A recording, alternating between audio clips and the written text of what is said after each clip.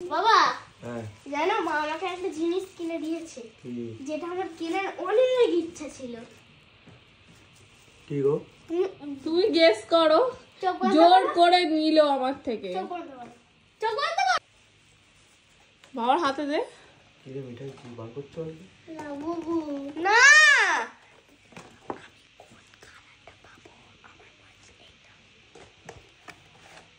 দেখি কি বার করে। তাই তুই দিয়ে বাবাকে।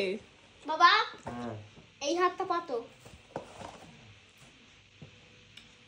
কি রে নরম না? চোখটা খুলে দেখো।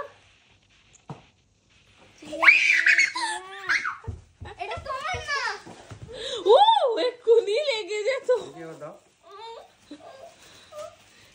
নিয়েই ছাড়লো। ভূতকে সঙ্গে করে ঘরে এনেছে তোমার মেয়ে, দেখেছো তো? কিনে দিলে?